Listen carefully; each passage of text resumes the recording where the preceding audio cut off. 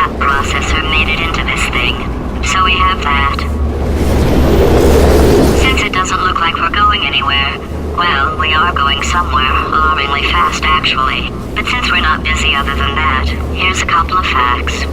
He's not just a regular moron. He's the product of the greatest minds of a generation, working together with the express purpose of building the dumbest moron who ever lived. And you just put him in charge of the entire facility.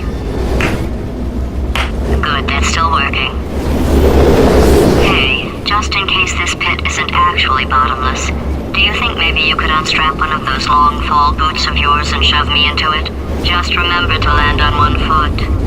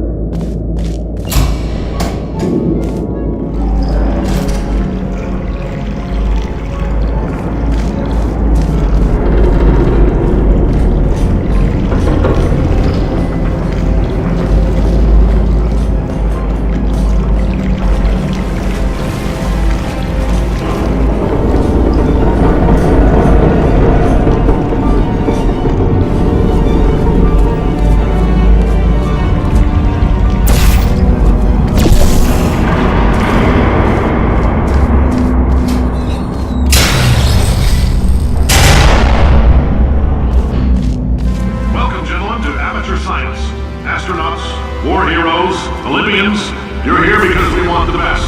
And you are it. So, who's ready to make some science? I am.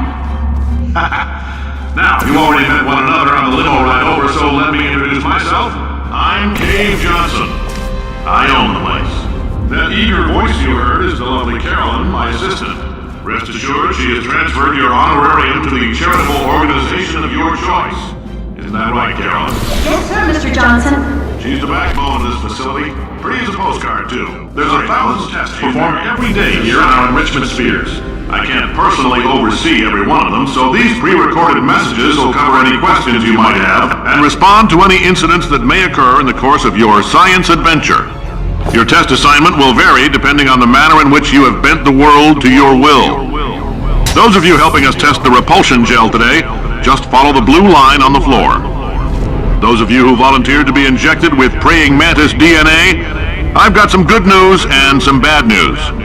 Bad news is we're postponing those tests indefinitely. Good news is we've got a much better test for you. Fighting an army of mantis men. Pick up a rifle and follow the yellow line. You'll know when the test starts.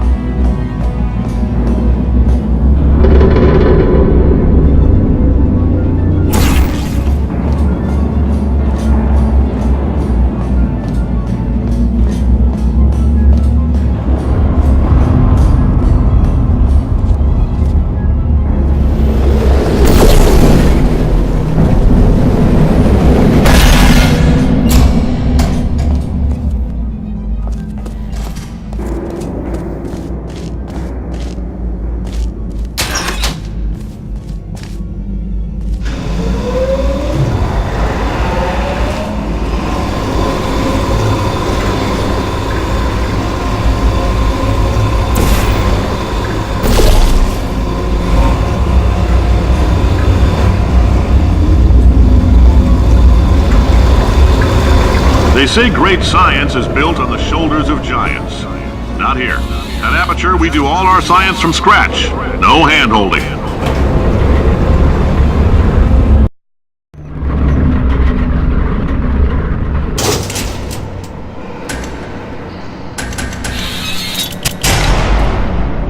All right, let's get started.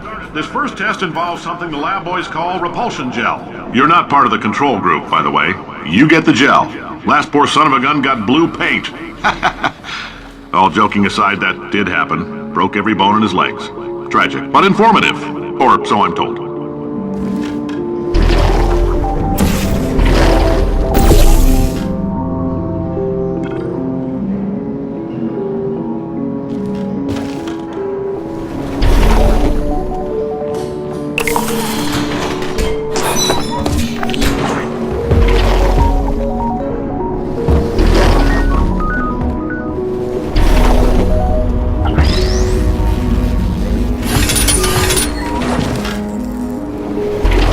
The lab boys just informed me that I should not have mentioned the control group. They're telling me I ought to stop making these pre-recorded messages. That gave me an idea. Make more pre-recorded messages. I pay the bills here, I can talk about the control group all damn day.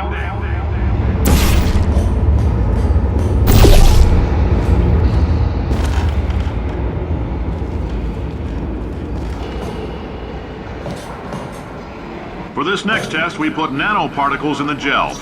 In layman's terms, that's a billion little gizmos that are going to travel into your bloodstream and pump experimental genes and RNA molecules and so forth into your tumors. Now, maybe you don't have any tumors. Well, don't worry. If you sat on a folding chair in the lobby and weren't wearing lead underpants, we took care of that too.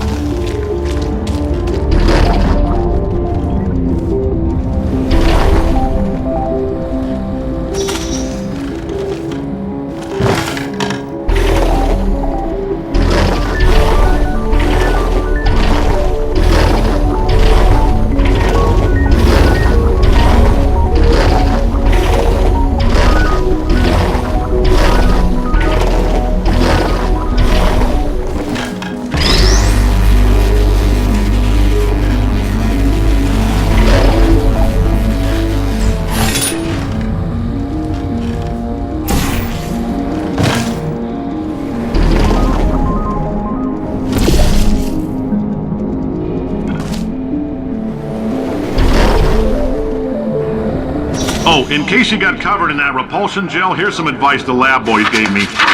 Do not get covered in the repulsion gel. We haven't entirely nailed down what element it is yet, but I'll tell you this, it's a lively one, and it does not like the human skeleton.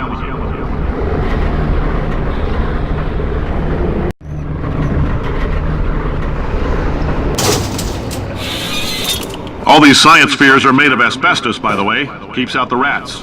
Let us know if you feel a shortness of breath, a persistent dry cough, or your heart stopping, because that's not part of the test. That's asbestos. Good news is the lab boys say the symptoms of asbestos poisoning show a median latency of 44.6 years. So if you're 30 or older, you're laughing. Worst case scenario, you miss out on a few rounds of canasta. Plus, you forwarded the cause of science by 3 centuries. I punch those numbers into my calculator, it makes a happy face.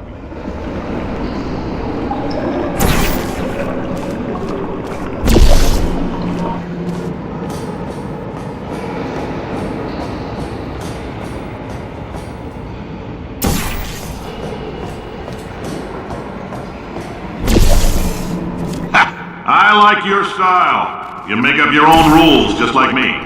Bean Counter said I couldn't fire a man just for being in a wheelchair. Did it anyway. Ramps are expensive.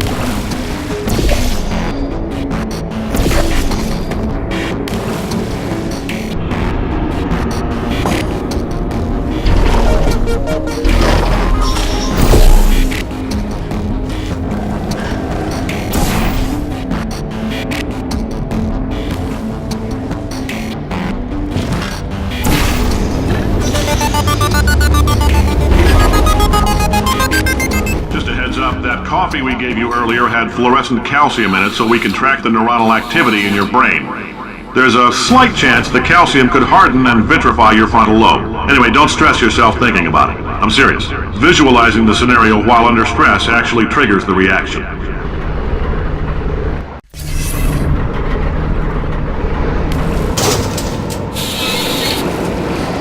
Now, if you're part of control group Kepler-7, we implanted a tiny microchip about the size of a postcard into your skull. Most likely you've forgotten it's even there. But if it starts vibrating and beeping during this next test, let us know. Because that means it's about to hit 500 degrees, so we're going to need to go ahead and get that out of you pretty fast.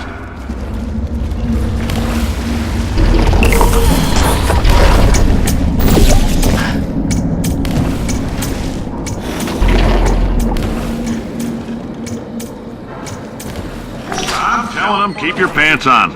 All right, this next test may involve trace amounts of time travel. So, word of advice, if you meet yourself on the testing track, don't make eye contact. Lab boys tell me that'll wipe out time. Entirely. Forward and backward. So, do both of yourselves a favor and just let that handsome devil go about his business.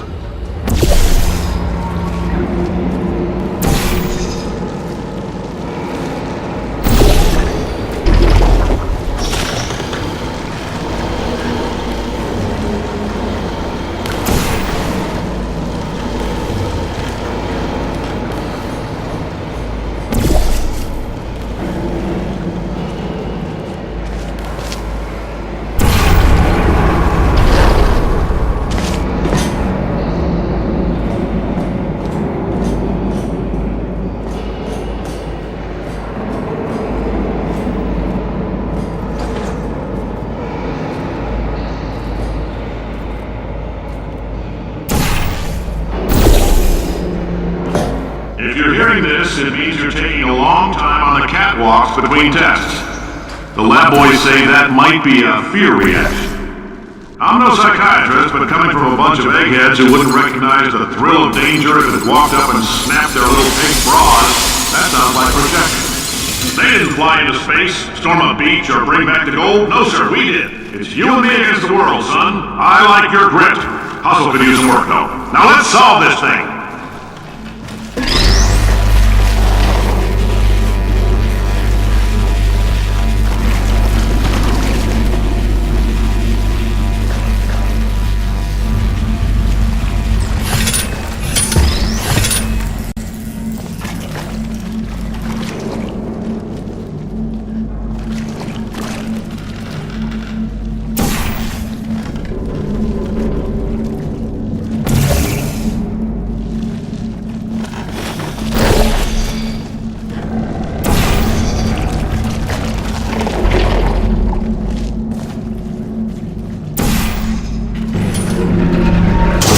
Science isn't about why, it's about why not. Why is so much of our science dangerous? Why not marry safe science if you love it so much? In fact, why not invent a special safety door that won't hit you on the butt on the way out because you are fired? Now you test subject, you're doing fine. Yes, you, box your stuff, out the front door, parking lot, car, goodbye.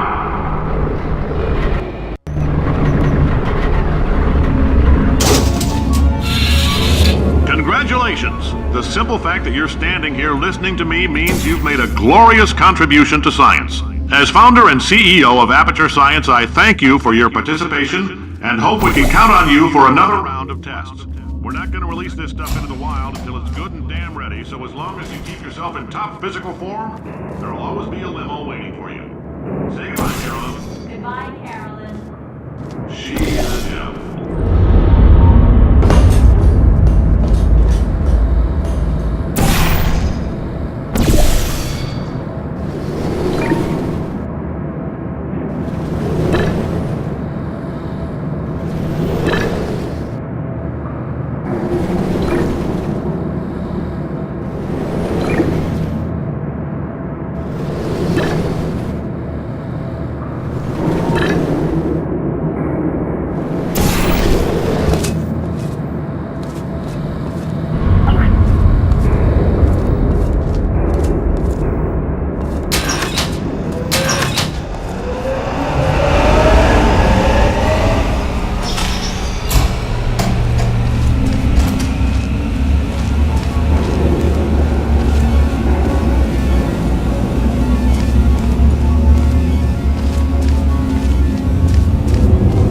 Greetings, friend. I'm Cave Johnson, CEO of Aperture Science.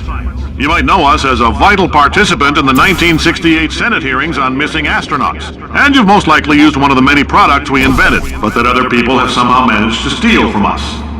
Black Mesa can eat my bankrupt... Sir, the testing? Right. Now you might be asking yourself, Cave, just how difficult are these tests? What was in that phone book of a contract I signed? Oh, hi. Say, you're good at murder. Oh, thanks.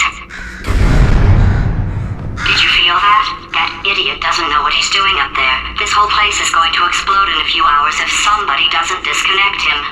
I can't move, and unless you're planning to saw your own head off and wedge it into my old body, you're going to need me to replace him. We're at an impasse. So what do you say? You carry me up to him and put me back into my body, and I stop us from blowing up and let you go. No tricks. This potato only generates 1.1 volts of electricity. I literally do not have the energy to lie to you. Even if I am lying, what do you have to lose? You're going to die either way. Look, I don't like this any more than you do. In fact, I like it less because I'm the one who got partially eaten by a bird. You stabbed me. What is wrong with you? Hold on. Do you have a multimeter? Never mind. The gun must be part magnesium. It feels like I'm outputting an extra half a volt. Keep an eye on me. I'm going to do some scheming. Here I go. Oh, where are we? How long have I been out? That extra half volt helps, but it isn't going to power miracles. If I think too hard, I'm going to fry this potato before we get a chance to burn up in...